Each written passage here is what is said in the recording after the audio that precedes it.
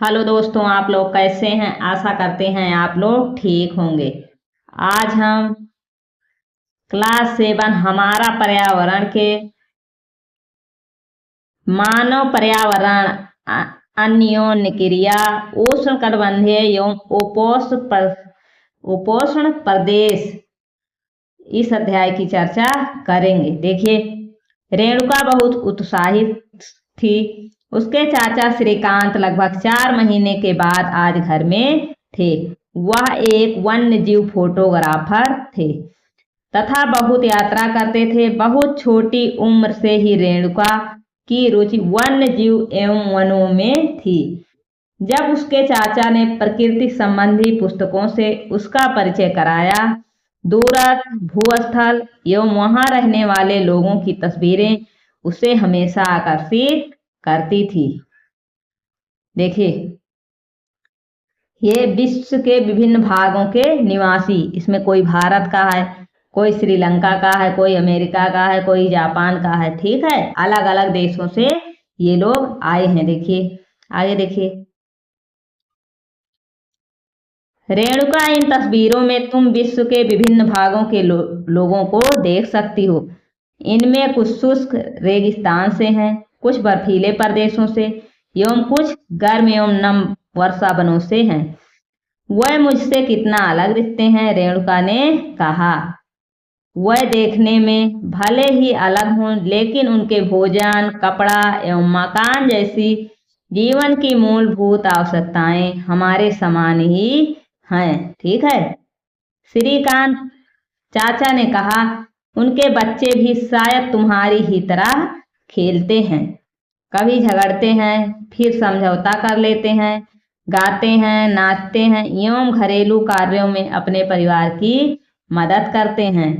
वह प्रकृति के करीब रहते हैं एवं जीवन की शुरुआत में ही प्रकृति की देखभाल करना सीख जाते हैं। वह मछली पकड़ना एवं वनों से सामग्री एकत्र करना सीख जाते हैं। देखिए, अमेजन बेसिन में जीवन। अमेजन बेसिन के विषय में जानने से पहले हम मानचित्र देखें। ध्यान दें कि उष्णकटिबंधीय प्रदेश कर्क रेखा और मकर रेखा के मध्य स्थित है। ठीक है, कहाँ स्थित है? कर्क रेखा एवं मकर रेखा के मध्य स्थित है। मध्य का मतलब बीच में स्थित है। भूमध्य रेखा के 10 डिग्री उत्तर में, उत्तर से 10 डिग्री दक्षिण के मध्य के भाग को भूमध्य रेखीय प्रदेश कहते हैं। अमेजन नदी इसी प्रदेश से होकर बहती है। ध्यान दें कि यह पश्चिम में पर्वतों से निकलकर पूर्व में अंध महासागर में कैसे पहुंचती है। देखिए, जैसे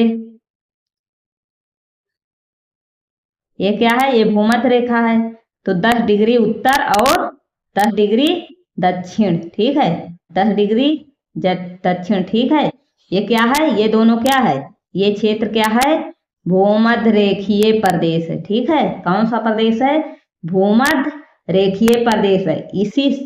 इन्हीं प्रदेशों से अमेजन नदी बहती है। ठीक है, आगे देखिए।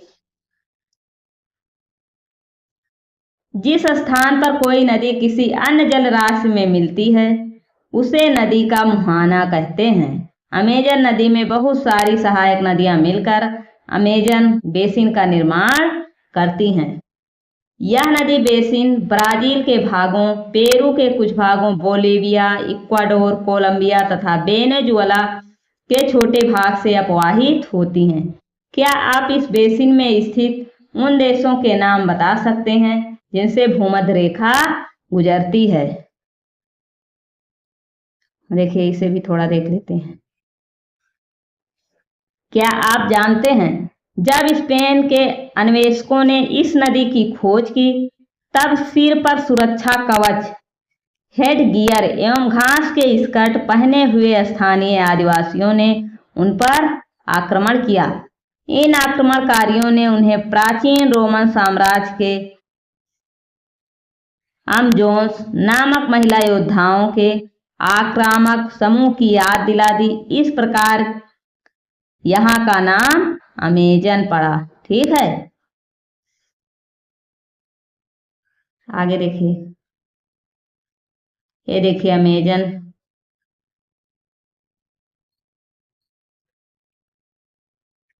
क्या है ये अमेजन बेसिन है। ये देखिए ये अमेजन नदी, ठीक है। देखिए इससे कितनी नदियां निकली हैं, ठीक है। ये सिंधु नदी है, ठीक है। तमाम प्रकार की नदियां हैं। इक्वाडोर, कोलंबिया, वेनेजुएला, ये सब कहाँ है? अमेजन बेसिन कहाँ है? दक्षिण अमेरिका में है, ठीक है। ये प्रागवे देश, ये बोलेविया, चिली, ठीक है। ये कौन सी रेखा है? ये मकर रेखा है। और ये ऊपर वाली कौन सी रेखा है? कर्क रेखा। तो इन्हीं मतलब कर्क और मकर रेखा के 10 डिग्री इधर और 10 डिग्री उधर, ठीक है। कौन सा बेसिन है? अमेजन बेसिन, ठीक है। आगे देखिए, दक्षिण अमेरिका में अमेजन बेसिन। जलवायु देखिए, जैसा कि आप जानते हैं अमेजन बेसिन भूमध्य रेखा के आसपास फैला है और पूरे वर्ष यहाँ गर्म एवं नम जलवायु रहती है। यहाँ का मौसम दिन एवं रात दोनों ही समय लगभग समान रूप से गर्म एवं आर्द्र होता है, ठीक है।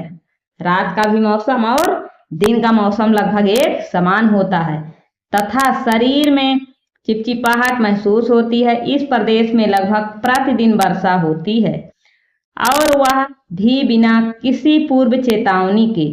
दिन का तापमान उच्च एवं आर्द्रता अति उच्च होती है। रात के समय का तापमान कम हो जाता है लेकिन आर्द्रता वैसी ही बनी रहती है, ठीक है।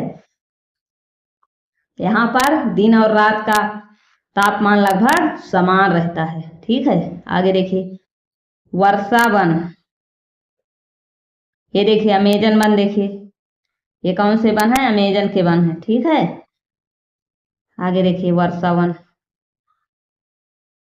इन प्रदेशों में अत्यधिक वर्षा के कारण यहाँ की भूमि पर सघन वन उग जाते हैं।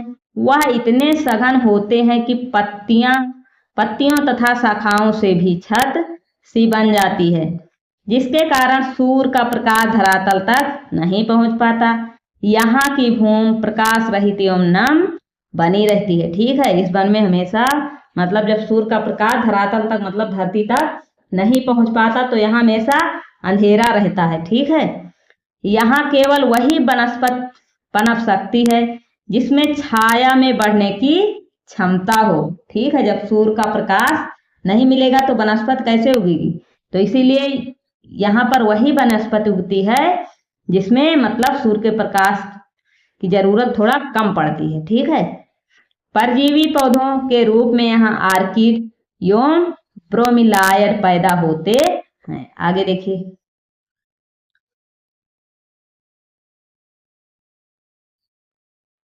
ये देखिए कौन सा पक्षी है? टूकन पक्षी, ठीक है। कौन सा पक्षी है? टूकन। देखिए टुक टुक करता है ऐसे, मतलब बबूल के पेड़ में जगह बना लेता है रहने के लिए। ये कौन सा पक्षी है? टूकन। ये मतलब यही टोंट से टुक टुक करके मतलब जगह बना लेता है, ठीक है। आगे देखिए, देखिए इसे देख लीजिए। क्या आप जानते हैं ब्रोमीलायड एक विशेष प्रकार का पौधा है जो अपनी पत्तियों में जल को संचित रखता है। मेढक जैसे प्राणी इन जल के पॉकेट का उपयोग अंडा देने के लिए करते हैं, ठीक है।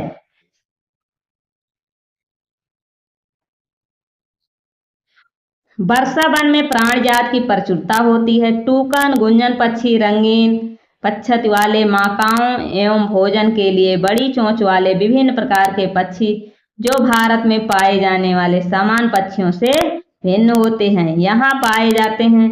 प्राणियों में बंदर, सलाथ एवं चींटी खाने वाले टैपीर भी यहाँ पाए जाते हैं। सांप एवं सरीसृप की विभिन्न प्रजातियां भी इन वनों में पाई जाती है। मगर, सांप, अजगर तथा एनाकोंडा एवं बोआ कुछ ऐसी प्रजातियां हैं। इसके अतिरिक्त हजारों कीड़े मकोड़े भी इस बेसिन में निवास करते हैं। मांस खाने वाले पिरान्या, मत्स्य समेत मछलियों की विभिन्न प्रजातियों में भी अमेजन नदी में पाई जाती हैं, ठीक है। मांस खाने वाले पिरान्या मत्स्य समेत मछलियां। ठीक है, देखिए पिरान्या मत्स्य ये सब कहाँ पाई जाती हैं? अमेजन के बेसिन में पाई जाती है। ये देखिए क्या है? टैपीर। क्या है? टैपीर है।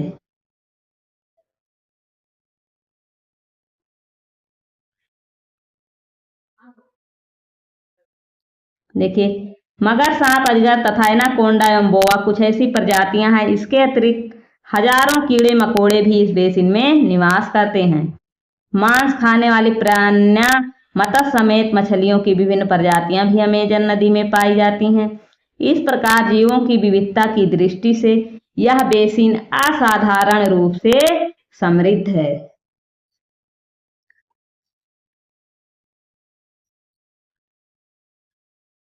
देखिए आओ कुछ करके सीखें। कुछ टीवी चैनल विश्व के वन्य जीवन पर वृत्त चित्र प्रसारित करते हैं। इन्हें देखें एवं अपनी जानकारी अपने सहपाठियों को बताएं। वर्षा वन के निवासी। यहाँ के लोग छोटे से क्षेत्र में वन के कुछ वृक्षों को काटकर अपने भोजन के लिए फसल उगाते हैं। यहाँ के पुरुष शिकार करते हैं तथा नदी में मछली पकड़ते हैं, जबकि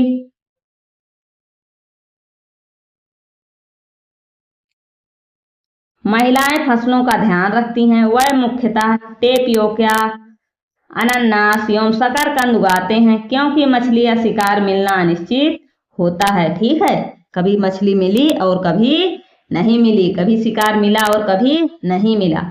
ऐसे में महिलाएं ही अपनी उगाई साग सब्जियों से अपना परिवार का भरण पोषण करती हैं। वह कर्तन एवं दहन कृषि पद्धति का प्रयोग करते हैं। इनका मुख्य आहार मेन योग है, जिसे कसावा भी कहते हैं, तथा यह आलू की तरह जमीन के अंदर पैदा होता है। ठीक है, ये प्रश्न आ सकता है। ठीक है, कसावा कहाँ पाया जाता है? आलू की तरह जमीन के अंदर पैदा होता है। ये चींटियों की रानी एवं अंडकोश भी खाते हैं। काफी, मक्का एवं कोको जैसे नगदी फसल भी यहाँ उगाई जाती है। ठीक है, मक्का, कोको और नगदी फसल। नगदी फसल का मतलब जैसे गन्ना उन्ना उगाया जाता है। ठीक है, वर्षावन अत्यधिक मात्रा में घरों के लिए लकड़ी प्रदान करते हैं। कुछ परिवार मधुमक्खी के छत्ते के आकार वाले छप्पर के घरों में रहते हैं, जबकि कुछ लोग मलोका कहे जाने वाले बड़े अपार्टमेंट जैसे घरों में रहते हैं, जिनकी छत तीव्र ढलान वाली होती है। ठीक है, मलोका के घर कैसे होते हैं? इनकी छतें तीव्र ढलान वाली होती हैं। ठीक है, ये सब प्रश्न पूछे जाते हैं सीटेट में। आगे देखिए, अमेजन बेसिन के लोगों का जीवन धीरे धीरे बदल रहा है। पुराने समय में वन के अंदर पहुंचने के लिए नदी मार्ग ही एकमात्र उपाय था। 1970 में ट्रांस अमेजन महामार्ग बनने से वर्षा वन के सभी भागों तक पहुंचना संभव हो गया। अनेक स्थानों पर पहुंचने के लिए हवाई जहाजों तथा हेलीकॉप्टरों का उपयोग किया जाता है। इस प्रक्रिया के फलस्वरूप वहां की मूल आबादी को उस क्षेत्र से बाहर निकलकर नए क्षेत्र में बसना पड़ा, जहां वह अपने पौराणिक तरीके से खेती करते हैं। विकास की गतिविधियों के कारण जैविक विविधता वाले वर्षावन धीरे धीरे नष्ट हो रहे हैं। ऐसा अनुमान है कि प्रतिवर्ष अमेजन बेसिन के वर्षावन का बड़ा भाग लुप्त होता जा रहा है। आप देख सकते हैं कि वर्षावनों के लुप्त होने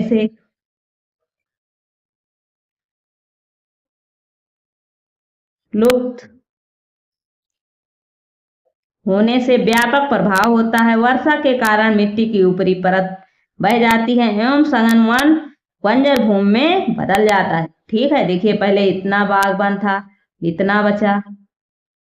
ठीक है, अब देखिए ये देखिए धीरे धीरे वन कम होते जा रहे हैं। वनों का कर्मिक विनाश। ठीक है, सबसे ज्यादा वन देखिए इस चित्र में दिखाई दे रहे हैं, फिर इससे कम इस चित्र में, और सबसे कम इस चित्र में वन दिखाई दे रहे हैं। ठीक है, यहाँ भी धीरे धीरे वनों का विनाश हो रहा है। किस वन? कौन सा वन? Amazon basin one. ठीक है, आगे देखिए, थोड़ा सा इसको देख लेते हैं। क्या आप जानते हैं कर्तन एवं वहन की पद्धति में किसान पहले वृक्षों एवं झाड़ियों को काटकर भूमि साफ करते हैं, फिर इनको जलाया जाता है जिससे पोषक तत्व मिट्टी में मिल जाते हैं। इस साफ भूमि पर कुछ वर्षों तक फसल पैदा की जाती है। जमीन के इस टुकड़े के बार बार उपयोग से मिट्टी में पोषक तत्वों का अभाव हो जाता है, इसलिए इस टुकड़े को छोड़ दिया जाता है। इसके बाद फसल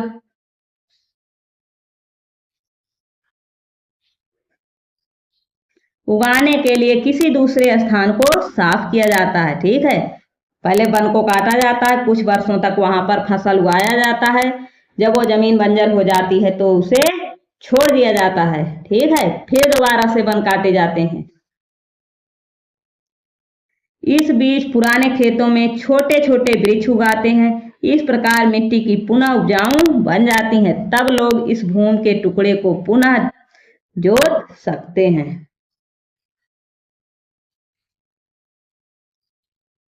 देखिए आगे, गंगा ब्रह्मपुत्र बेसिन।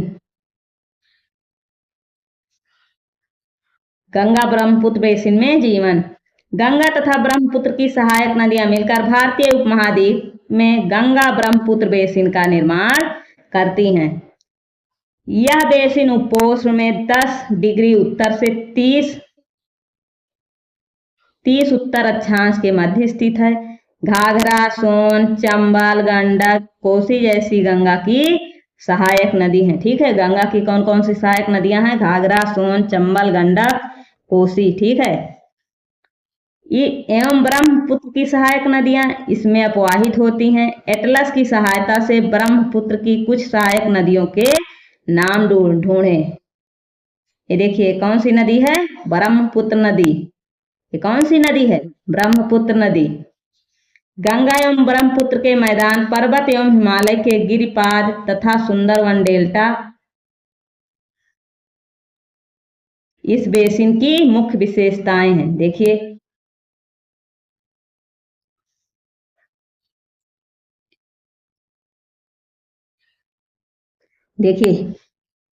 ये कौन सी नदी बह रही है? गंगा नदी। ये ब्रह्मपुत्र इधर से आई है, ये ब्रह्मपुत्र आई है और गंगा नदी इधर से आई है। ये देखिए ये। ठीक है, तो यहीं पर गंगा और ब्रह्मपुत्र बेसिन का निर्माण हुआ है। ठीक है, और ये सब क्या है? ये सब इनकी सहायक नदियां हैं। ठीक है, जिनके अलग अलग नाम हैं। देखिए ये बंगाल की खाड़ी, ये अरब सागर। तो गंगा और ब्रह्मपुत्र बेसिन नदियां कहाँ पर गिरती हैं? बंगाल की खाड़ी में। आगे देखिए, आओ कुछ करके सीखे। ब्रह्मपुत्र नदी को विभिन्न स्थानों पर विभिन्न नामों से जाना जाता है। इस नदी के अन्य नामों का पता लगाइए। देखिए, इस बेसिन की मुख्य विशेषताएं हैं। मैदानी क्षेत्र में अनेक 4 झील पाई जाती हैं। यहाँ की जलवायु मुख्यतः मानसूनी है। मानसून में जून से मध्य सितंबर के बीच वर्षा होती है। ग्रीष्म ऋतु में गर्मी एवं शांत ऋतु में ठंड होती है। भारत का मानचित्र देखिए, उन राज्यों के नाम बताइए जहां गंगा ब्रह्मपुत्र बेसिन स्थित है। बेसिन के क्षेत्र में विभिन्न प्रकार की स्थलाकृति है। जनसंख्या के वितरण में पर्यावरण की प्रमुख भूमिका है। तीव्र ढाल वाले पर्वतीय क्षेत्र बसने के लिए प्रतिकूल हैं, अतः गंगा ब्रह्मपुत्र बेसिन के पर्वतीय क्षेत्र में कम लोग रहते हैं। मानव प्रवास के लिए मैदानी क्षेत्र सबसे उपयुक्त है, अतः यहाँ जनसंख्या घनत्व अधिक है। यहाँ की मिट्टी उपजाऊ है। जिन स्थानों पर फसल उगाने के लिए समतल भूमि उपलब्ध है वहाँ के लोगों का मुख्य व्यवसाय कृषि है। धान यहाँ की मुख्य फसल है, क्योंकि धान की खेती के लिए पर्याप्त जल की आवश्यकता होती है। देखिए जनसंख्या घनत्व का अर्थ क्या है? 1 वर्ग किलोमीटर क्षेत्र में रहने वाले लोगों की संख्या। उदाहरणतः उत्तराखंड का जनसंख्या घनत्व 189 है, जबकि पश्चिम बंगाल का कितना है? 1029 तथा बिहार का कितना है? 1102 है। ठीक है, आगे देखिए,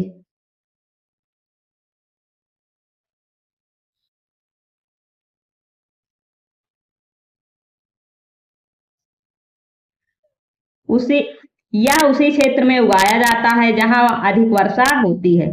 यहाँ उगाई जाने वाली अन्य फसल गेहूं, मक्का, ज्वार, चना एवं बाजरा है। गन्ना एवं जूट जैसी नगदी फसलें भी उगाई जाती हैं। मैदान के कुछ क्षेत्रों में केले के बागान भी देखे जाते हैं। पश्चिम बंगाल एवं असम में चाय के बागान मिलते हैं। बिहार एवं असम के कुछ भागों में सिल्क के कीड़ों का संवर्धन कर सिल्क का उत्पादन किया जाता है। चाय के बागान कहाँ कहाँ मिलते हैं? असम और पश्चिम बंगाल में, ठीक है। और सिल्क के कीड़ों का संवर्धन बिहार एवं असम में, ठीक है। मंद ढलान वाले पर्वतों एवं पहाड़ियों पर वेदिकाओं में फसलें उगाई जाती हैं। विभिन्न भू आकृतियों के अनुसार वनस्पति में भी विभिन्नता पाई जाती है। गंगा ब्रह्मपुत्र के मैदानों में सागवान, साख एवं पीपल के साथ उष्ण कटिबंधीय पर्णपाती पेड़ भी पाए जाते हैं। ब्रह्मपुत्र के मैदानी क्षेत्रों में घने बांस के घने झुरमुट पाए जाते हैं। डेल्टा क्षेत्र मैंग्रोव वन से घिरा है। उत्तराखंड, सिक्किम एवं अरुणाचल प्रदेश की ठंडी जलवायु एवं तीव्र ढाल वाले भागों में चीड़, देवदार एवं फर जैसे शंकुधारी पेड़ पाए जाते हैं। देखिए क्रियाकलाप: जूट, बांस एवं सिल्क से बने हस्तशिल्प एकत्र करें, उन्हें अपनी कक्षा में सजाएं, उन स्थानों का पता लगाएं जहां उनका निर्माण हुआ है। देखिए ये क्या है? धान की खेती, और ये असम में चाय के बागान। आगे देखिए, बेसिन में विविध प्रकार के वन्य जीव पाए जाते हैं। इनमें हाथी, बाघ, हिरण एवं बंदर आदि समान रूप से पाए जाने वाले जीव हैं। एक सींग वाला गैंडा ब्रह्मपुत्र के मैदानों में पाया जाता है। डेल्टा क्षेत्र में बंगाल टाइगर, मगर पाए जाते हैं। नदी के साफ जल, झील एवं बंगाल की खाड़ी में प्रचुर मात्रा में जलीय जीव पाए जाते हैं। रोहू, कतला एवं हिल्सा मछलियों की सबसे लोकप्रिय प्रजातियां हैं, ठीक है। कौन कौन सी? रोहू, कतला, हिल्सा मछलियां एवं चावल इस क्षेत्र में रहने वाले लोगों का मुख्य आहार है। क्या आप जानते हैं वेदिकाओं का निर्माण खड़ी ढलानों पर समतल सतह बनाकर कृषि करने के लिए होता है। ढलान को इसीलिए हटाया जाता है कि जल का प्रवाह तीव्रता से ना हो। ये देखिए वेदिका कृषि, और ये मगर, क्या है? मगर, और ये एक सींग वाला गैंडा। आगे देखिए, जीविका के साधन।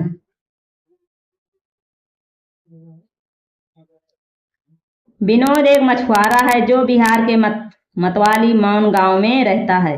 आज वह एक प्रसन्न व्यक्ति है। मछलियों की विभिन्न प्रजातियों को पालने के लिए उसने अपने साथी मछुआरों रविंद्र, किशोर, राजीव तथा अन्य के साथ मौन या चाप झील को साफ किया। झील में उगने वाले स्थानीय खरपतवार वैलिनेरिया हाइड्रिला मछलियों का भोजन बनते हैं। झील के आसपास की भूमि उपजाऊ है। वह इस जमीन पर धान, मक्का एवं दलहन जैसी फसलें बोता है। खेत की जुताई के लिए भैंसे का उपयोग किया जाता है, ठीक है। यहाँ पर खेत की जुताई के लिए किसका प्रयोग किया जाता है? भैंसों का उपयोग किया जाता है। वहां के लोग बहुत संतुष्ट हैं। नदी में पकड़ने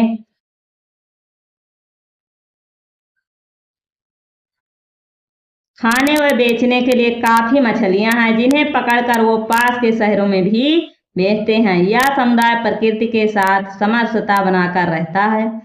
जब तक पास के शहरों का प्रदूषण इस झील तक नहीं पहुंचता, तब तक मत्स्य पालन को कोई खतरा नहीं है, ठीक है।